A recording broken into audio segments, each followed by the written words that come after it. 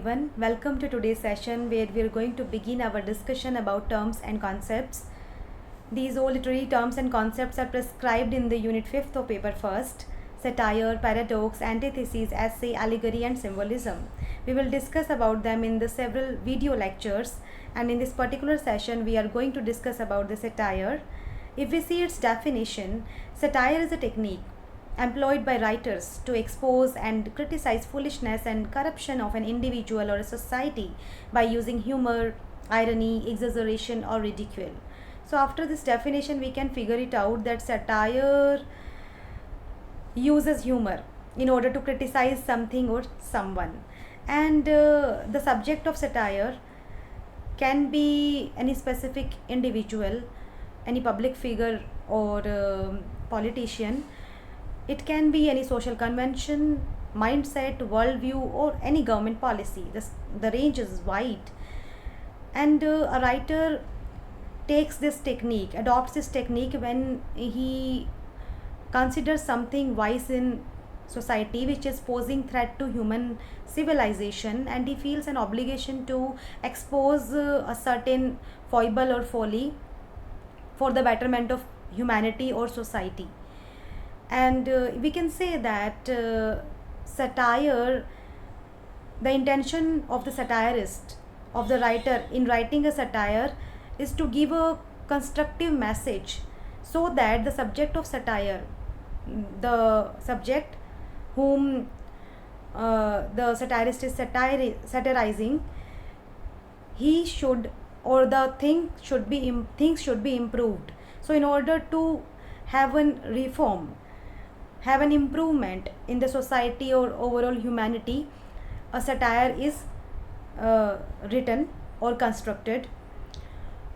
And one more thing, that satire is written not only to ridicule someone or something or making fun of it. It is also specifically written to draw the attention of the readers, to win the trust of the readers. For instance, a reader might not respond to very high conceptual or academic essay, whereas it will be easy and enjoyable for a reader to understand the societal problem through the satirical writing.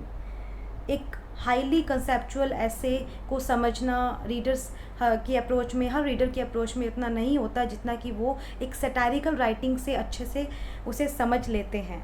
So it is a perfect tool, we can say. It is a very popular tool in order to bring social reform or any type of reform in society and humanity. And due to its wide appeal, it is liked by, and it is a very exact tool in order to convey any message.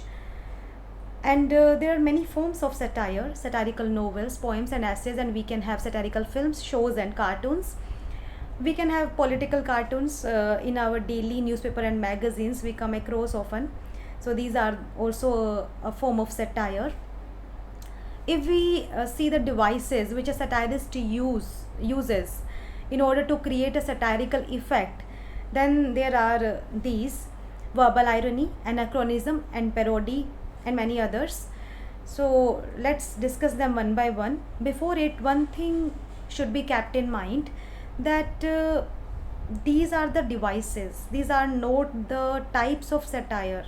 These are just devices which a satirist deploys in order to have a satirical effect, in order to satirize the subject of satire. So let's start. Verbal irony. Verbal irony is a statement, or when verbal irony happens when we find difference or disconnection between what is said and what is meant, or what is actually true, or what is actually happening. There is a difference between what is said in statement and what is true, and the satirist employs this in a way that he gives such a statement to his subject of satire, whom he wants to satirizing, or whom he wants to ridicule, or whose follies he wants to expose. For example, there is a public figure. A writer shows a public figure in the scenery where a natural, where in his area, where that public figure is residing, or he is the politician of that area, there is a very tragic happening, there is a very disastrous natural disaster. And uh, after that, that public figure says there is nothing to worry about. Now this statement is said by the public figure, and this statement is given to this public figure by the satirist, and it is given in order to expose the carelessness of the public figures or politicians in handling certain serious situation, that they are so careless, they are not so serious, and they handle in such a way. So it is a satire, it is a verbal irony, where what is he saying and what is actually true, there is a difference in it. Next is anachronism is a chronological mistake or a time error. When when satirist shows any person uh, that he is out of touch from his society, from his current society, is out of date, then it is done by this device. For example, we can take the same example of that public figure, that after this tragic happening, he releases this statement that steamboat would come to rescue them. Now in this current century, or in this current time, uh, how can one combat with steamboat? So it shows, and deliberately a satirist gives such faulty statement to that public figure in order to expose the incompetency of such type of public figure or politicians, or their cluelessness that how to resolve certain problem. So it is an example of anachronism, that they are their mindset is such out of date or out of the current society. Next is parody.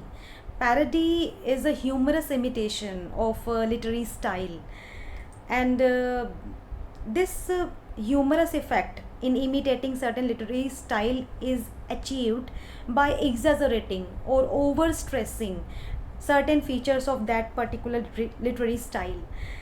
For example, Sonnet 130. Sonnet 130 is a famous sonnet by William Shakespeare. It is a love poem in which he has poked fun at those traditional love poets who often eulogize their beloved or mistress in certain terms which are not on realistic plane.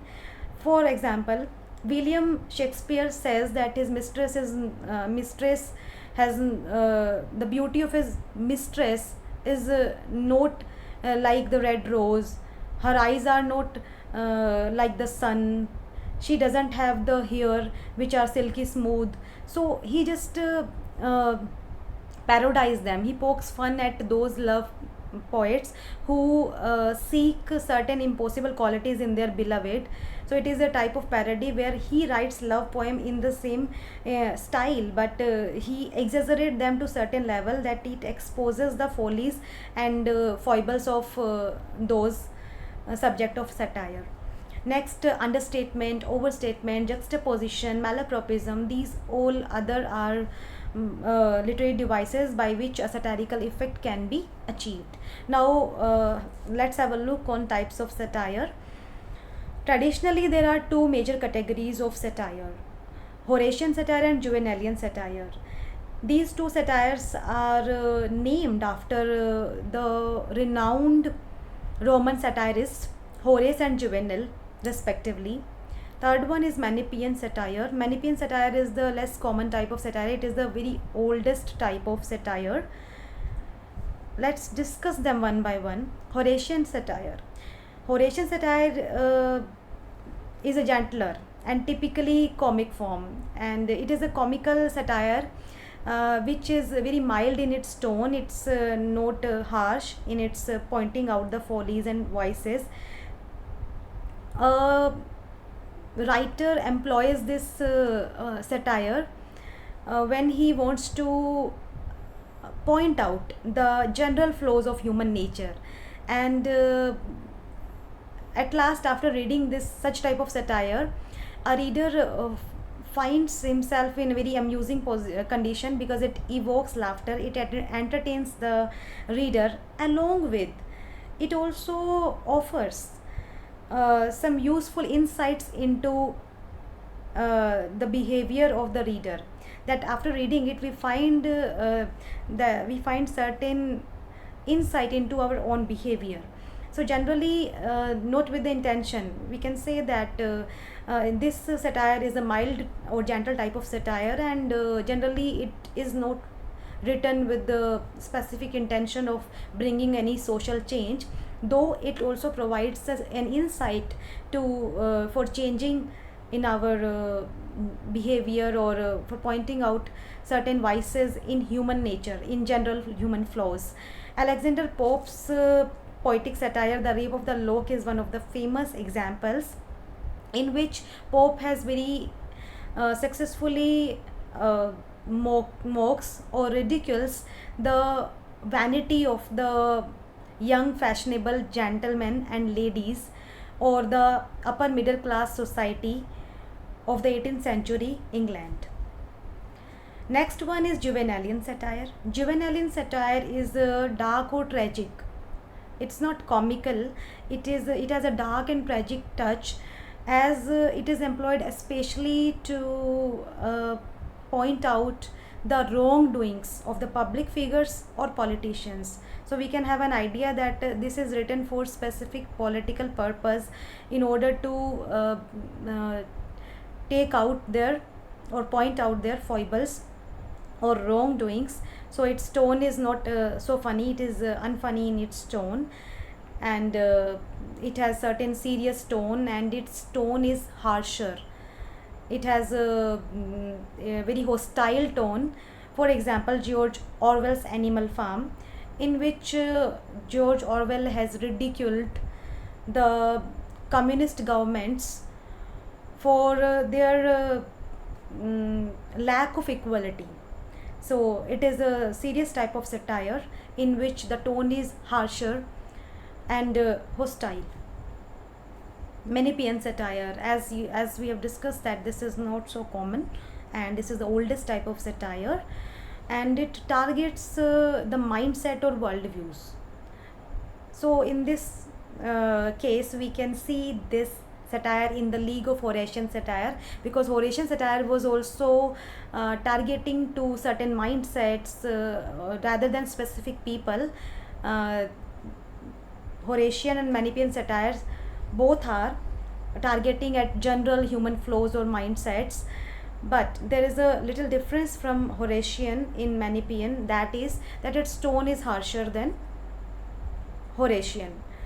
So this is the Menippean satire, and let's have a look on satire in literature. There are some examples which I want to discuss with you. This example is from chapter 4 in Jonathan Swift's Gulliver Travels, where he satirizes the historically troubled relationship between Catholics and Protestants in England. In England, there were two religious groups, Catholics and Protestants. They were in constant quarrel over their ideologies and principles, and Jonathan Swift has very excellently portrayed this quarrel, and he satirized in a very effective manner. The lines are: 11,000 persons have at several times suffered death rather than submit to break their eggs at the smaller end. Actually, what happens in the chapter 4, that Swift has presented a battle. There is a battle between two groups. One group is advocating to eat the egg by breaking it from its smaller end, and the other one is in the favor of breaking the egg by its larger end.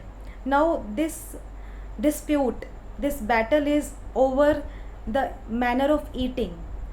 And one more thing, these groups or these people are preferring to die rather than eating the eggs incorrectly. Now this very conflict is seeming very ridiculous. And Jonathan Swift has equated this nonsensical conflict with this religious quarrel between Catholics and Protestant in order to show the nonsensicality or the baselessness of their feud from so many years, as they were very much hostile to each other. And here Swift has successfully satirized this religious quarrel. He has taken a jab and mocked the seriousness of this feud. Next is Alexander Pope's The Rape of the Lock. It is one of the famous mock epics. It is a poetic satire, and in this, Pope has successfully uh, exemplified the vanity and the fashionable young gentlemen and ladies and their frivolous values. In these three lines, Pope is talking about Belinda, the female protagonist of this mock epic. Whether the nymph shall break Diana's law, or some frail china jar receive a flaw, or stain her honor or her new brocade. So here, Pope is saying that for Belinda, loss of her honor or loss of her virtue is equal to the breaking of a or cracking of a china jar. So these are the values of the fashionable class of the 18th century, where very petty very petty incident is equal to any significant happening. So here Pope has employed satire in this in this poem, The Rape of the Lock, and this is a list of all the famous satirical works of literature and their targets, and I encourage you to go through these all satirical works and have a more flavor of this very useful term satire. That's all for today, and I look forward to see you in the next lecture, where we will discuss about paradox, antithesis and oxymoron. Thank you for your attention.